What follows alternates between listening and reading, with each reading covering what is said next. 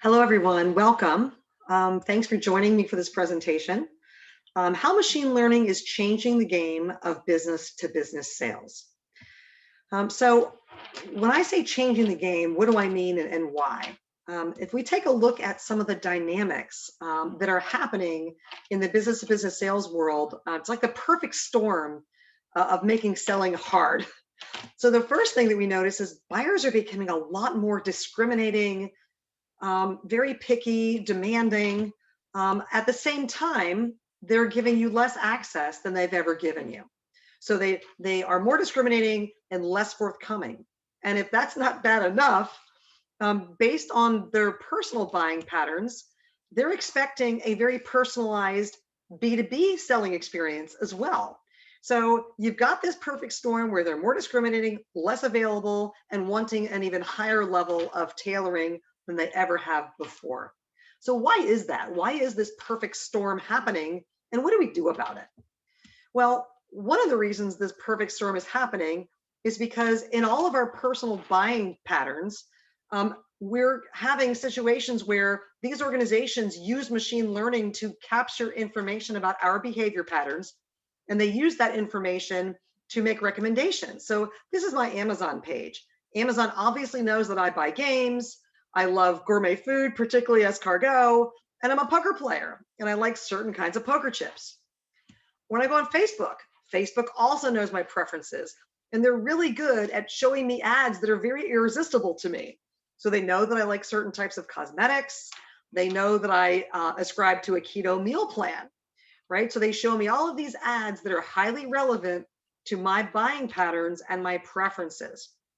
And what does this have to do with business to business sales? Well, when we think about our traditional approach to making a personalized experience or selling experience to our buyers, there's a couple things that are sort of go-to strategies for tailoring a selling approach to a buyer.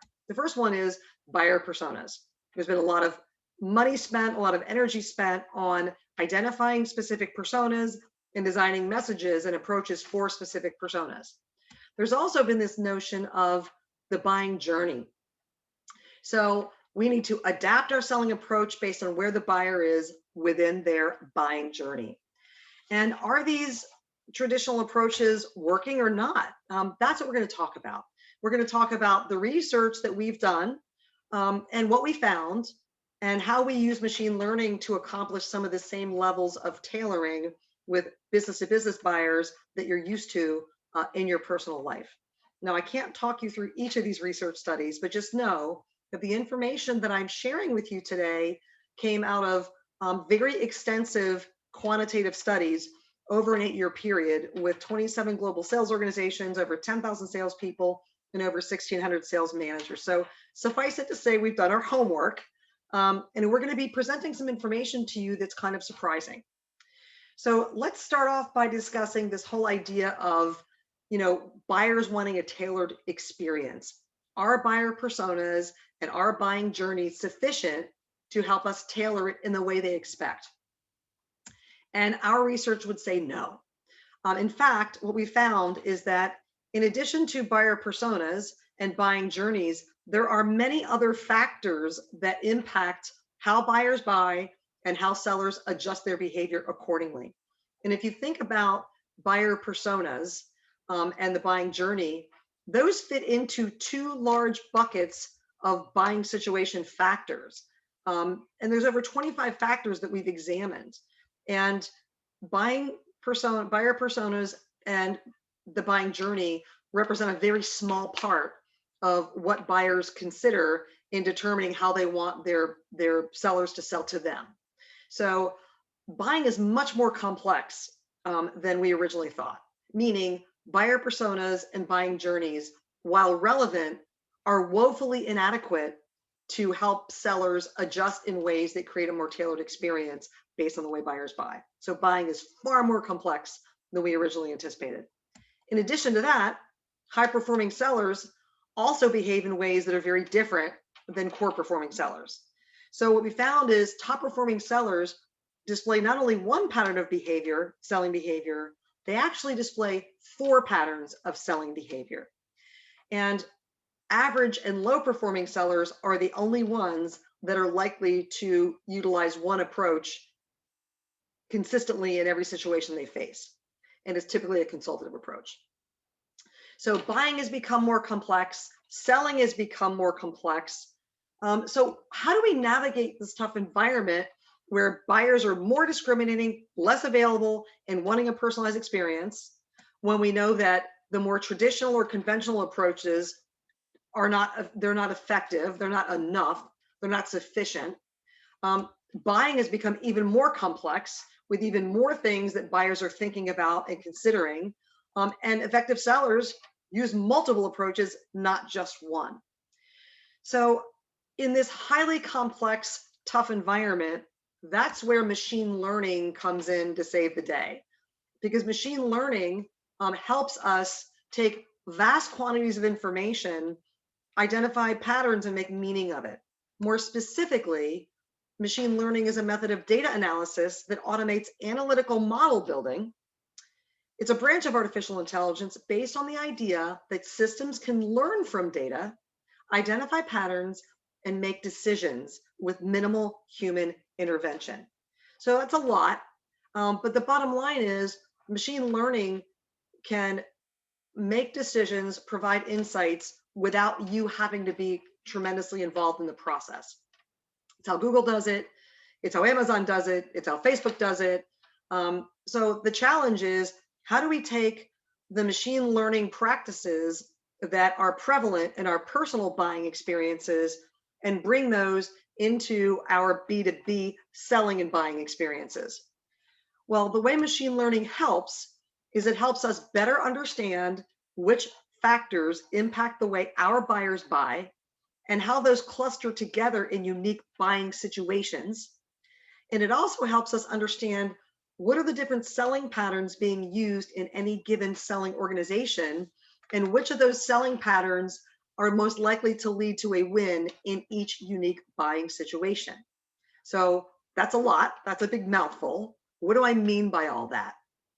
Well, this is an example from a real client, and we were able to use deal level data from this client to analyze the buying patterns and selling patterns and how they fit together. So what you see here is you see 5 different unique buying patterns or clusters of buying situations that were relevant for this client. So they had 5 different and very unique buying situations that were far different from each other. And that's what the machine learning algorithm helped us identify. What are the buying factors that matter, and how do they cluster together in patterns to form unique buying situations? So that's sort of the first piece of the puzzle, using machine learning to better understand your buyers. But that's not enough. In addition to understanding what unique buying situations your salespeople face, you also need to understand what are the different patterns of behavior that your sellers are utilizing in those different buying situations, and how do we determine which ones lead to a win? So here's what's interesting. You can see the 5 different buying situations from this particular client. You also see a legend at the bottom of the screen here, which shows consultative selling, disruptive or a challenger type sale, competitive or a more product focused sale, financial or a more value driven sale. And this particular client had put their sellers through consultative selling as well as the challenger sale. Now, that's kind of good news, bad news. The good news is, well, there was one buying situation where consultative actually was more likely to lead to a win. And there was one buying situation where disruptive or a more challenge-driven approach was most likely to lead to a win. The bad news is there were 3 other buying situations where neither one of those approaches were likely to lead to a win. So the moral of the story here is, one size doesn't fit all, especially in this highly complex buying and selling environment. And we need a way to use client deal level data to identify what kind of buying situations they're facing and which type of sales approach is most likely to lead to a win. That's how we give very specific, useful guidance to sellers so that they can dramatically increase their chances of a win in any given buying situation. So the next question is, but what about sales management? Can we use sophisticated algorithms based on machine learning to better understand what high-performing sales managers are doing differently than their lower performing peers? And the answer is yes. But like with any model building algorithm or type of machine learning, you have to have a starting point. So the starting point was a research study that we conducted that explored 3 different types of coaching and the relative impact of those types of coaching on seller performance, objective seller performance in terms of quota attainment. The first type of coaching that we looked at was capability coaching, and that was about developing seller skill and knowledge. The second type of coaching we examined was outcome coaching, or assessing sellers against target results. The third type of coaching we examined was activity coaching, which was designed to influence seller actions and behaviors.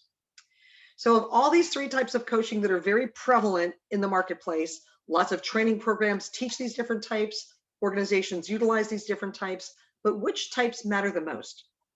Well, you might be shocked by this, but capability coaching was almost negligible as far as impact on quota attainment. In fact, most organizations we work with spend a lot of time on capability coaching in terms of competency models, assessing sellers against these competency models, putting together developmental plans. And we're not saying that's not important, but what we're saying is it doesn't have the effect you think it's going to have on quota attainment. Then we think of outcome coaching, think pipeline management, think forecasting, think performance reviews. It has a more significant impact on quota attainment than capability coaching, but it still didn't reach statistical significance. Only activity coaching was the type of coaching that when managers provided this, it had a significant and positive impact on seller performance in the form of quota attainment. So if activity coaching leads to the best outcomes, the next question is, well, which types of activities should a sales manager coach? There's many, many activities. Well, it depends. One of the research studies that we did showed that this relationship between the business results you're targeting and the sales objectives necessary to achieve those results then tie to specific sales activities that, when executed consistently well, lead to the achievement of those objectives. So the activities that you're coaching need to be related to the outcomes that you're wanting your sellers to achieve. Makes sense, right? That creates clarity of task, that helps motivate sellers. But the next question is, well, there's lots of activities we could be coaching. You know, there's no one size fits all. What should we be coaching? Well, another one of our studies examined the different types of metrics our clients were tracking related to activities. And what we found is there's many, many different activities that our sellers execute on a regular basis. There's territory activities, account activities, opportunity activities, and call activities. So, you know, of all these activities that managers could be coaching, many of them are related to the outcomes.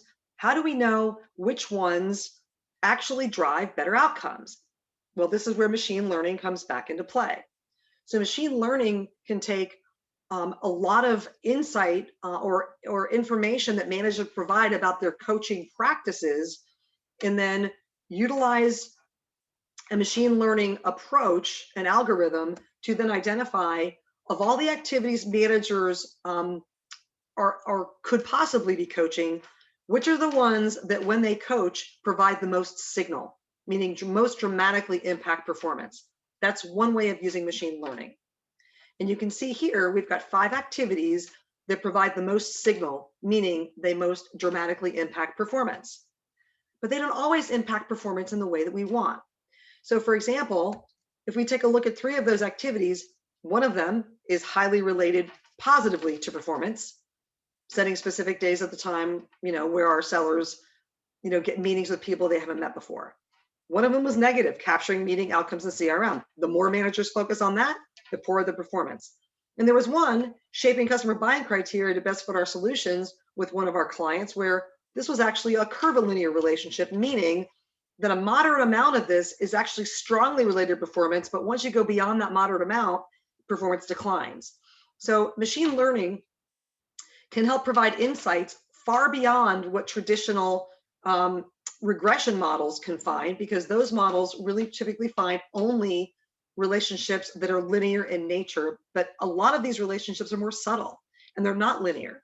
And so when we use machine learning to see how these different behaviors or these types of coaching impact performance regarding specific activities, we can get far keener insights than if we just used standard regression. So then what that tells us is we need to go farther beyond just looking at signal and say what kind of signal and which types of activities drive different types of signal. Is it positive or is it negative? So we can use our machine learning algorithm to then identify which activities are associated with positive performance and which activities are associated with negative performance, and which ones are sort of this curvilinear relationship. We can even use our machine learning to identify the gaps between how much high-performing managers focus on certain activities versus core performing managers. So what this helps us do is take the guesswork out of manager behavior. So of all the things managers could be coaching, which activities, if coached appropriately, lead to the best performance outcomes? We don't have to guess that anymore. We can use data and machine learning in any given organization to identify specific practices of high-performing sales managers and the level of those practices that drive the highest levels of performance. So what is the takeaway regarding machine learning and the relevance of machine learning in the business-to-business sales environment? Well, the first one is stop relying on traditional ideas of how to tailor a selling experience the way your buyers want. Buyer personas and buyer journeys, while important, are woefully inadequate in defining the entire picture of how buyers buy. That's why we need to use deal level data, run it through machine learning to identify specific factors that impact how buyers buy and how those factors cluster together for any given organization into unique buying situations your sellers face. The next thing we need to do is throw out the old idea of just pick a methodology and stick to it and your sellers will improve their performance. In fact, the sellers that have the worst performance are the ones that use one approach in any given situation. High performing sellers adapt and they exhibit 4 separate and distinct patterns of selling behavior, and they adjust that approach based on the buying situation they face. Finally, stop giving your sales managers your coaching program du jour. Focus on activity coaching because that's what drives the best outcomes, and use machine learning to identify which activities, when coached appropriately, lead to the best performance outcomes. So it just means that we have data at our disposal. If we use that data in the smartest way using machine learning, we can actually get insights that will allow our organizations to tailor our selling approach in a much more relevant way to the way they want to buy, and drive better outcomes, better win rates, shorter selling cycles, on and on. So one of the things that you can do if you're interested in learning more about this, you can reach out to VantagePoint to have a conversation. We've got the email address of our sales leader on here and our co-founder. You can also go to our website and you can download an ebook on why agile salespeople outperform challengers. And this will give you some of the real deep insights as to what are some of the things we learned in the research and how are we using machine learning to drive these insights at an organizational level. Thank you very much for joining us. We appreciate your time and attention, and we hope to talk to you at some point in the future.